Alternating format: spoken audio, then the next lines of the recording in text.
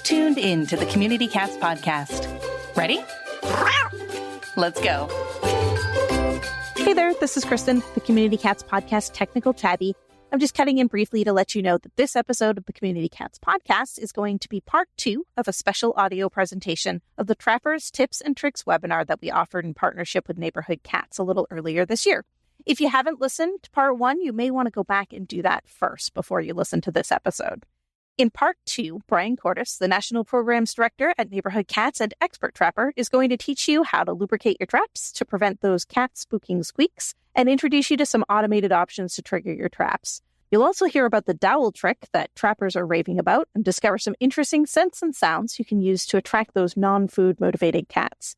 You'll also get to hear about some of the best gadgets you might want to think about adding to your trapping kit. Plus, there's an insightful Q&A with the audience, our extraordinary host Stacey LeBaron and Bryan at the end that you don't want to miss. If you'd enjoyed this episode and would like to see the full presentation with the slides and the handouts and the videos that we had to pull for the audio presentation, head over to our website at communitycatspodcast.com/TNR training, and you'll scroll all the way to the bottom of the page to check out the video section. That's where you'll find it, and I highly recommend it. I hope this episode gives you lots of new trapping ideas that will help make your TNR projects run a little more smoothly. It'll help you catch more cats and will help you keep turning your passion for cats into action. So sit back, relax, and enjoy the show. So camouflage is another great way to fool the cats, to get them thinking that the trap is something familiar, that it's not a trap. So you can go, in this case, I'm not sure why we had the rear door open instead of the front door, but in any event, you can see how the trap is wrapped in burlap and then covered with branches and leaves and made to look like it's part of that bush. You can put the traps inside a cardboard box, like the box the trap comes in is perfect, under a bush, under a board, anything to blend it into the environment is going to help make the cats a little less wary. You remember that green sunshade we used when we were training Silver Bob? That was the same idea to camouflage. If it's raining, wrapping the trap in a thick plastic bag, that's a way to, disguise the trap. Also, cats tend to like dark covered spaces more than bright open ones. So covering it will help with that. And also good for the rain. So bait dishes, our favorite are what are called food boats. And that's, the little French fry plates is what they're often called. They're not waterproof, but water resistant. So they hold liquid a lot longer than a paper plate or something like that. Now, the tip is if you're using these boats and it's windy, you just take a piece of duct tape like you see here and put that on the bottom of the boat, press that down onto the back of the trap, and it won't go anywhere. You can also use clothespins to attach it to the side of the trap. This slide shows how the tendency of cats, because they're wary of going into box traps, to explore any other way to get to the bait besides going through the front door. So this is often something you see where the cats migrate to the back of the trap from the outside.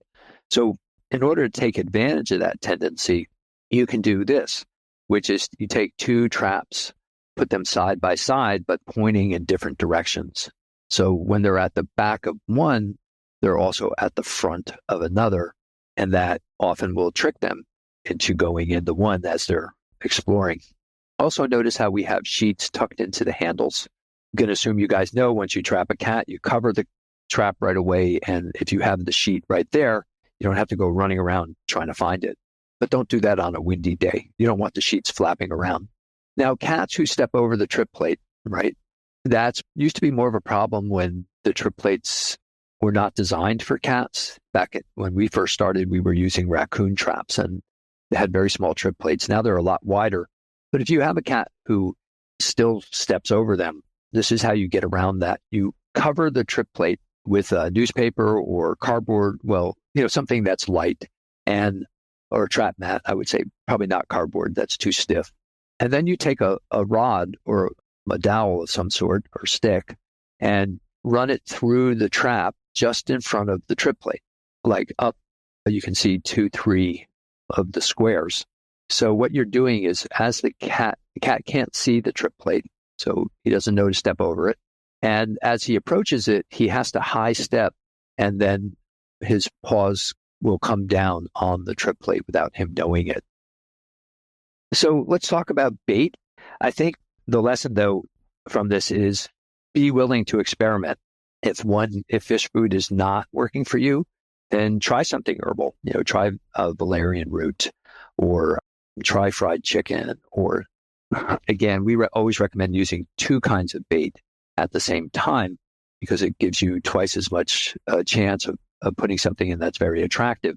But don't be afraid to experiment. And sometimes those of you who are saying you give them what they normally eat, sometimes that's the best thing. With these cats, the last cats that we caught in the burn zone, we tried a couple of times all right, let's just put a bunch of sardines in there, and they would not show up at all. They were so kind of spooked by anything that wasn't familiar that we just went right back to the dry food that they got every day. And in the end, that's what worked. So experiment. So how do you keep, if you're in a grassy field and there's lots of bugs, how do you keep the ants out of the bait so that when you come back in half an hour to check the traps, they're not like just crawling all over your food? This is how you do it. Ants can't swim. So, and other creatures as well will not cross the water. So you create a little moat and put your bait in a little dish, a waterproof dish, and then put that dish in something like this plastic cover you see here that has just a little bit of water on the bottom of it. And that will keep your bait bug free. Now, just for those of you who are really determined and going to try something pretty exotic, this is tomcat, as you can probably guess. And there is a way to attract tomcats who are really hard to catch. And that is the urine from a female cat in heat, believe it or not. And because it's so full of the scents that attract tomcats. So if you pour that onto a paper towel or a rag and you put it inside a box trap or under a drop trap, there's a very good chance your tomcat's going to come over to investigate and go under.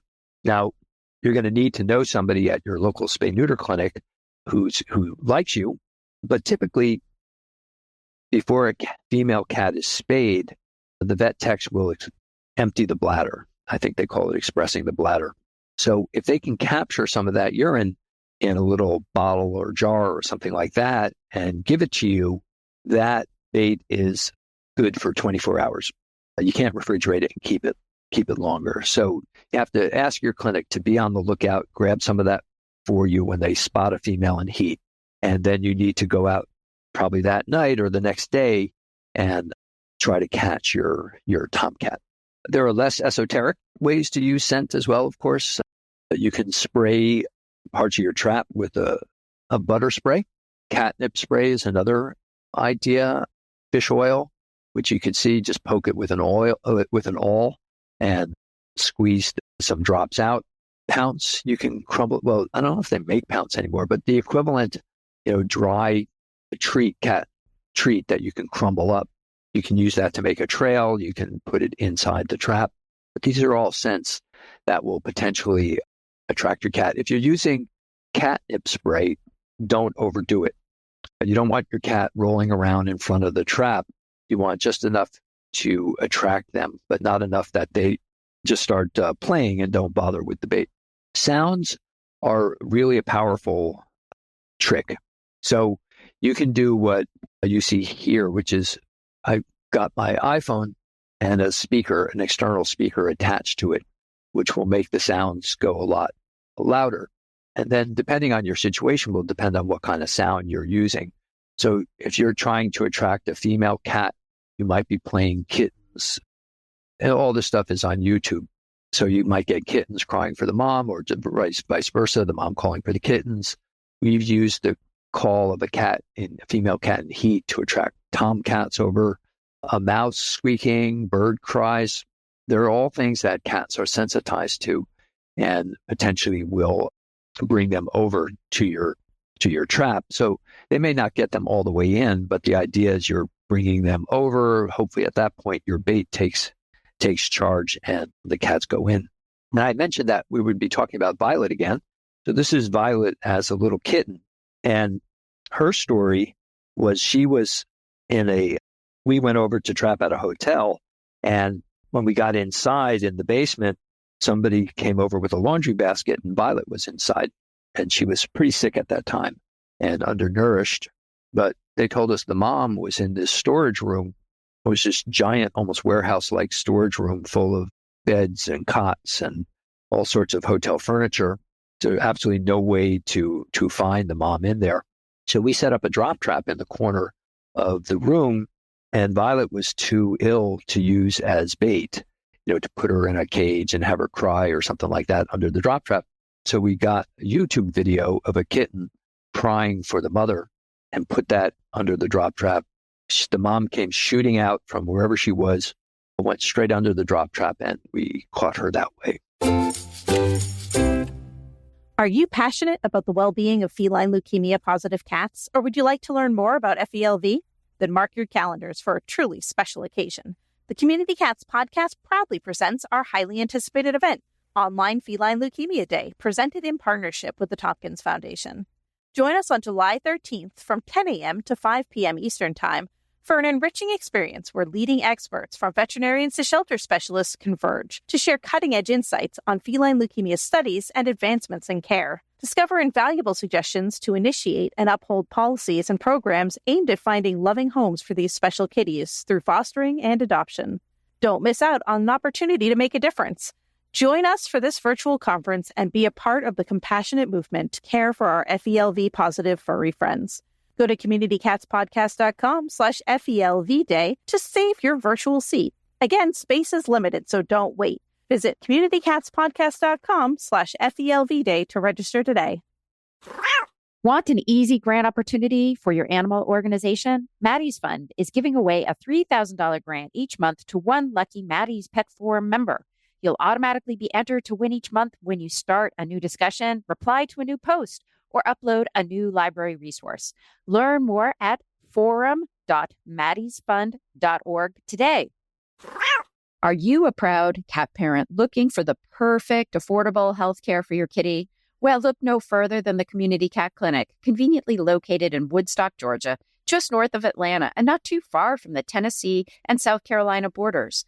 The health and happiness of all cats are the top priorities at this feline-only hospital. From preventative care, spay, neuter, and vaccines to specialized and innovative treatments like full mouth dental, ultrasound, radio, iodine therapy, emergency blockage cases, they've got your cat's well-being covered. For the TNR community and local shelters, they offer easy-to-access, low-cost spay-neuter services and volume appointments. So if you want to do a large TNR project, this is the clinic you want to go to. It's worth the extra trip. Appointments are available most days. Check out the Community Cat Clinic online at communitycatclinic.com or visit them in person at the Walmart Shopping Center at the Shops of Trickham on Highway 92 at Trickham Road in Woodstock, Georgia. More per, less price. Do you need TNR resources to share on demand? We've got you covered. Check out our Everything TNR playlist, available now on the Community Cats podcast YouTube channel. This comprehensive playlist includes all of our free webinars presented in partnership with Neighborhood Cats. Topics include tips for trappers and colony caregivers, best practices for targeted TNR, return to field programs, and much more. There's something for everyone who wants to help outdoor cats and kittens. Free to stream anytime. Just visit www.communitycats.com/TNR-playlist. If you have the kittens in hand, you can use them to try to catch the mom. And the way you do that is you put the kittens in a carrier, and you put the carrier at the back of the trap.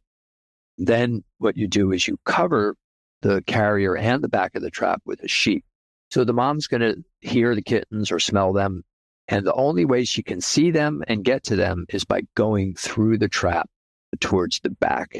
That often will work to catch your mom. Now, keep in mind, the kittens you can't leave them out there for long periods of time. So if it doesn't work in the first 20, 30 minutes, then try again another time. If you're trying to trap kittens, if you're using traps that do have a trigger, like a spring-loaded trap, you can do what's called setting the trigger lightly. And that's where you, instead of having the hook, the trigger hook that red arrow is pointed, instead of having that go all the way in On the elbow, which is normally where you would put it, you rest the front door on the very tip of the hook, the trigger hook, so that it will take very little weight on the trip plate to cause the front door to shut. That's what we call setting the trigger lightly. Okay, a bunch of gadgets I want to bring to your attention. The headlamps are great just in general, especially if you're trapping at night, because they free your hands. But another tip is if you're using headlights at night to light up the trap, let's say you're using a drop trap, you're doing the side door remote control, or even if you're using it with a string, cats don't see green or red light very well. So if you're concerned that if I light up this very normally dark space with a lot of light, that's going to freak the cats out and they're not going to come, get a headlamp or any lamp that has green or red light and use that to flood the trap, and they'll barely be able to see it, just the way their eyes are built. Binoculars are always a great thing to have, so you can be at a distance.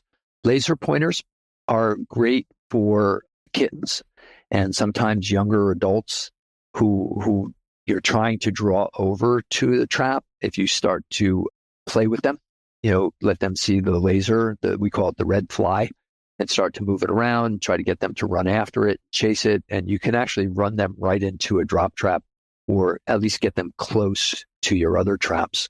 The clear rear door up on the right there, that's a way of tricking the cats into thinking there's more than one way out. And it's very effective. You can get them from tomahawk to fit whatever tomahawk model traps you have. Now, they're so effective that we recommend you don't use them unless you have eyes on the trap. Because what happens is you catch your cat and then they keep trying to run out the back door, and they can pretty much, mess themselves up. Not to the point of, serious injury, but they can bang up their faces pretty badly. So you want to be able to cover the trap very quickly once you've caught a cat that way.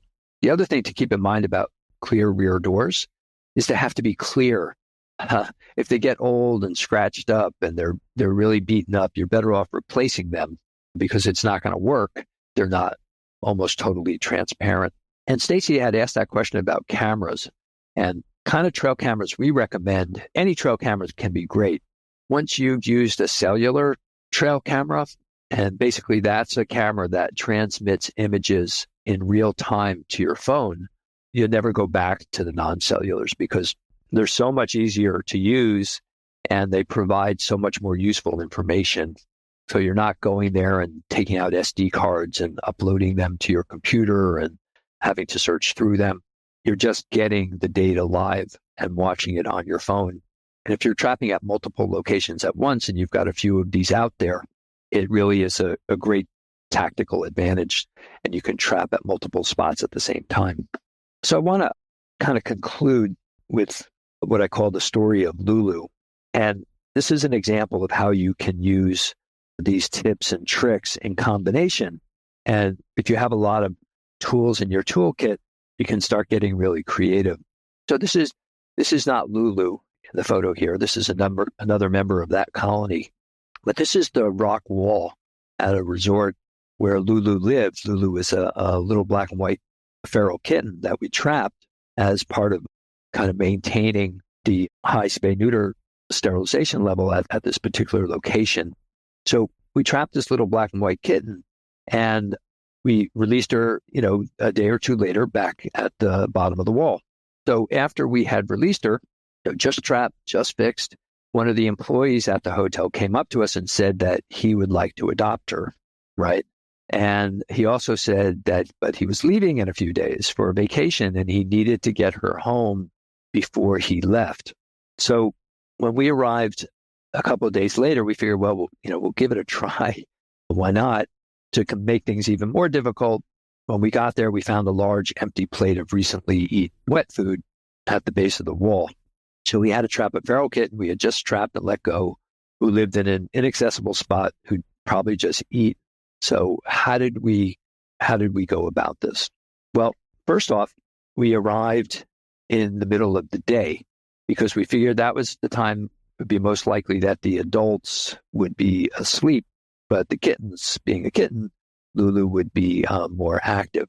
We also got a trap and we camouflaged it with the green sunshade netting, including, camouflaging the floor. And we put it at the base of the wall amid some foliage and baited it with sardines. And then we stepped back to see what we could observe. And this was Lulu. We spotted her pretty far up on the wall. So that was great. She was there. That was step number one. So we hoped she'd come down smelling the sardines, but instead she curled up to take a nap. We used the laser pointer to try to get her attention and keep her awake and active. And that worked, but we couldn't get her to come down. She would just kind of swat at it up high up on the wall where she was. So the next thing we did was we got a YouTube video of kittens meowing, and we put the phone at the bottom of the wall. That did the trick. A few minutes later, she climbed down the wall, and then a moment after that, we heard the trap door shut. So today, Lulu is in her forever home with another kitten from that colony. And just to show you, even in these really tough situations, if you're creative and persistent, you can get your cat. So that said, I think we're ready to take some questions, Stacey. Super. Excellent. Great presentation. I'm going to do happy dance. I think the next cat trivia question is going to be, how many cats did neighborhood cats trap in the fire zone? So I like that. Folks, if you're at the next cat trivia, you got a leg up on that one. Yeah. Well, Farrellville, maybe not so much anymore. Maybe it's going to be the number of cats trapped at the fire zone. So anyway, congratulations. That's huge. I mean, just I'm beaming because really, I know how many hours you all and the volunteers and the other folks involved will put into that. And I don't know of a situation where we've heard about such a really coordinated effort to help rescue those cats and to get them trapped and to do what needs to be done, because I believe you said that area is being totally bulldozed, right? Well, yeah, I would say 95% of it is being excavated, where they have to literally knock down everything that's there and even remove the dirt down a foot or two to remove all the toxins from the situation. Yeah, so it's being completely demolished. There are some areas, though, where the houses survived and some of the buildings survived and the parks and things like that. So it's not 100% inhospitable to cats, but it's, we wanted to get them out. It's not a safe place. Not a safe place, right? So where we promote, you don't remove cats unless you absolutely have to. This is one of those absolutely have to situations. Yeah.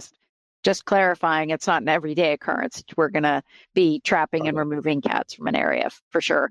All right. One question I had that I wanted to ask your opinion on. So I was asked for my opinion on when a cat is spayed and it's in heat, can we release that cat within 24 hours or should we hold that cat back for a week, 2 weeks before it returns to colony because of all the hormonal stuff going on? Yeah, I mean, I think it totally depends on the skill level of your surgeon. And if they're making very small incisions and they're very experienced, high volume spay neuter, probably 24 hours is plenty. If you want to be extra careful, then 48 hours, but a week or two, no. Even if you have an inexperienced surgeon who makes a larger space guard, then maybe you're talking 3 days at the most, unless you see something else going on. But at a certain point, especially if the cat is feral, you're doing more harm than good by continuing to confine them because of the stress of the situation. This is an interesting question. So what is the best, least awkward way to scan a trapped cat for microchip? By far the best way, if you've got $700 or $800, is to get a wand, a microscope scanning wand. It's literally a long tube that you can fit through the trap that will read whether there's a microchip. But barring that, you can just get a regular microchip reader and duct tape it onto like a stick or a dowel. And depending on the kind of trap you have, you can fit it through, like the True Catch traps. You can fit that through the front door without opening it and reach in and scan it that way. Otherwise, wait until they're sedated and let the vet staff do the scanning for you. Several questions asking what happened to the cats after you trapped them from the fire area? All the cats were brought. That's a great question. I'm glad somebody asked that.